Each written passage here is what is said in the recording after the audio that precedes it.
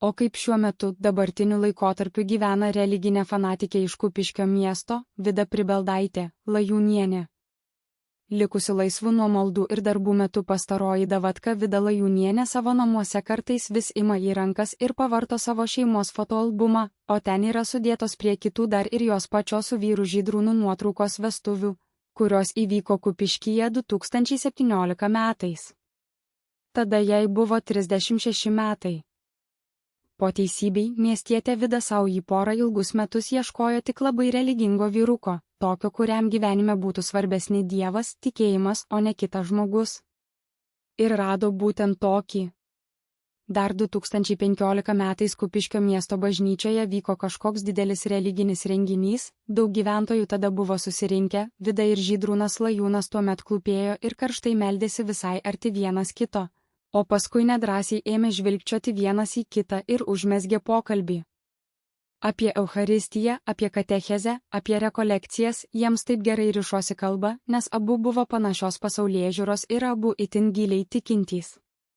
Pažintis gerai toliau klostėsi dar ir dėl to, kad abiems visiškai nereikėjo niekada lytinių santykių, jie sutarė visą likusį gyvenimą gyventi absoliučiai, bet to, kai atėjo Lajūnų poros vestuvių diena, Vida ir Žydrūnas metrikacijos skyriuje ne tik sumainė aukso žiedus, bet dar ir prisiekė savo ištikimybę vienas kitam, uždėję rankas ant Biblijos.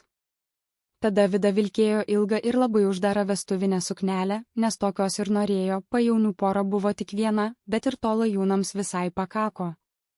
Vidos ir Žydrūno vestuvės įvyko 2017 m. gegužės 12 d. ir tai buvo labiau jų santuoka prieš Dievą, nei santuoka prieš kitus aplinkinius žmonės. Istorija po Kupiškio bažnyčios kliautais. Lemtingas susitikimas 2015 m. vasarą, saulės spinduliai siaurais ruožais skrodė aukštus Kupiškio Kristaus žengimo į dangų bažnyčios langus. Šviesa krito ant tirštos minios.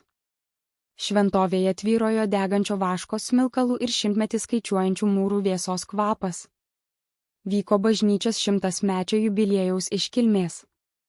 Žmonių buvo tiek daug, kad net pečiai rėmė pečius, tačiau aplinkui valdė rimtis.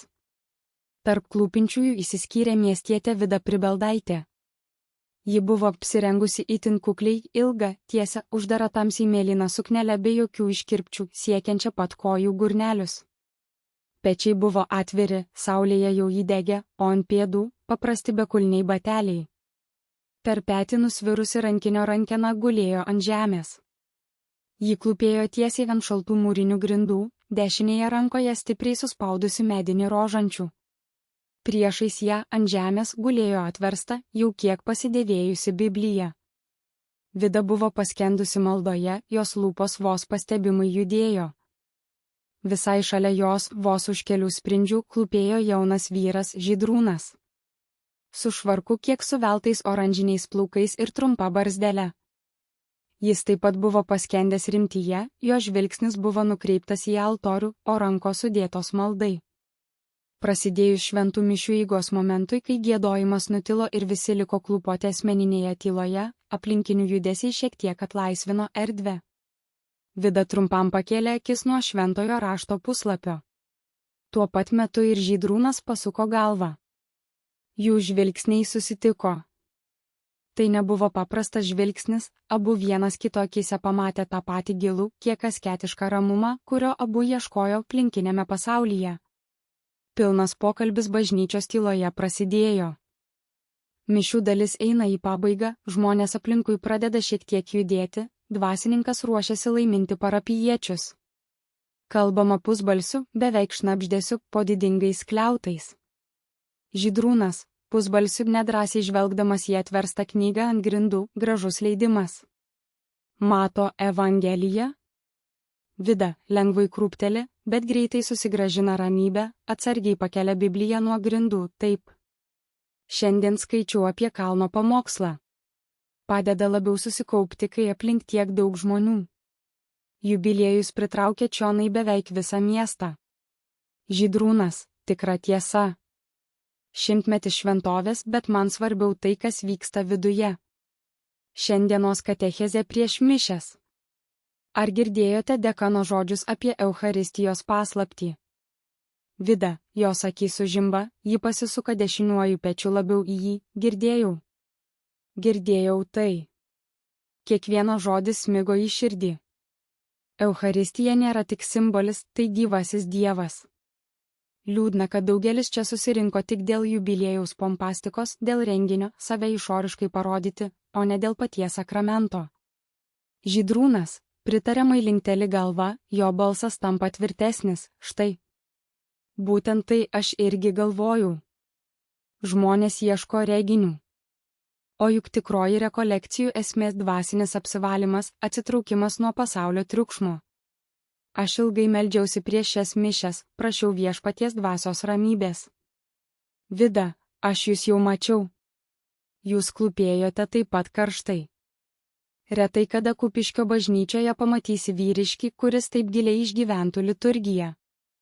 Kiti atėję į šią šventovę vyrai net ir čia vis viešai grabalioja su savim drauge atsivestą savo panas, elgesi kaip savo namuose, ne dėl panirimo į maldas, o dėl kitų žemiškų tikslų atėję.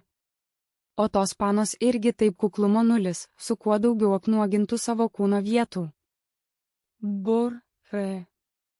Man visuomet atrodė, kad šiame mieste sunku rasti bendramintį, kuriam tikėjimas būtų aukščiau visko. Aukščiau žemiškų reikalų ir aukščiau paties gyvenimo. Žydrūnas švelniai nusišypso, jo rankose suvirpa rožančiaus karoliukai, pasaulis siūlo per daug pagundų ir tuščių santykių. Man visada buvo sunku suprasti žmonės, kurie santuokoje ieško tik kūniškų malonumų ar materialinio saugumo. Dievas turi būti pirmoje vietoje. Jei Dievas pirmoje vietoje, viskas bus savo vietose. Vida, pirmą kartą atidžiau įsižiūri į jo veidą, super, va čia tai aukščiausios prabos yra pasakyti žodžiai. Sakykite, kur jūs išmokote gyvenime taip dvasingai ir su didelė meilė tikėjimui kalbėti? Iš savo pagarbos vertų tėvelių ar turėto labai gero mokykloje tikybos mokytojo. Jūs kalbate kaip žmogus, suprantantis dvasinę švarą. Aš visuomet svajojau apie gyvenimą, kurį valdytų tik malda ir darbas. Be jokių kūno reikalų, be to, ką pasaulis vadina normaliais santykiais. Tik dvasinė bendrystė. Šventoji sąjunga. Žydrūnas. Žiūri tiesiai jai į akis, aplinkinis triukšmas jiems tarsi išnyksta, tai didelė dovana - rasti sielą, kuri nori to paties. Šventasis Paulius rašė apie susilaikymą. Jei du žmonės gali gyventi kaip brolis ir sesuo Kristuje, tai yra didžiausia auka ir kartu didžiausia palaima. O aš taipgi kalbėti išmokau tada, kai buvau kartą nuėjęs stoti mokytis į kunigų seminariją, ten visko labai tikslingai mokina. Bet čia man buvo kartu ir gan sudėtinga istorija, kodėl taip ir netapau kunigu, nenoriu iškart gan skaudžių istorijos detalių atskleidinėti. Ne vieta čia tam ir ne laikas. Vida, stipriau suspaudžia savo medinį rožančių, tai mano didžiausia malda. Ir šiandien prie šio 100-metės bažnyčios sienų, aš jaučiu, kad tas prašymas buvo išgirstas. Bet gerai ir darote, kad nepuolate daugiau iškart visko pasakoti, čia iš tikro tam nėra vieta. Jeigu bus kita proga ir kita vieta, galėsite daugiau apie tai papasakoti, mielai aš išklausyčiau. Beje, vis dar nežinau jūsų vardo. Koks jis? Žydrūnas su plačia šypsena veide, aš esu Žydrūnas. Žydrūnas Lajūnas. Vida irgi tuoj atsako, Vida. Vida Pribeldaitė, miestietė mergina, vietinė. Žydrūnas, va, ką aš sugalvojau dabar. Gal pasilikime po mišių prie šoninio altoriaus, Vida? Pasikalbėsime apie artėjančias parapijos rekolekcijas. Manau, turime daug ką aptarti prieš Dievą. Vida tyliai peržegnoja savo Bibliją ir ją užverčia, taip. Taip. Gerai, Žydrūnai. Pasilikime. O čia tai bent kokia įdomi pažintis ką tik mums įvyko, kai ėjau iš namų į šiuos Dievo namus, net nebuvau galvojusi, kad va šitokią gan įdomią pažintį būtent čia man teks netrukus patirti. Malonu man su tavim susipažinti, Žydrūnai.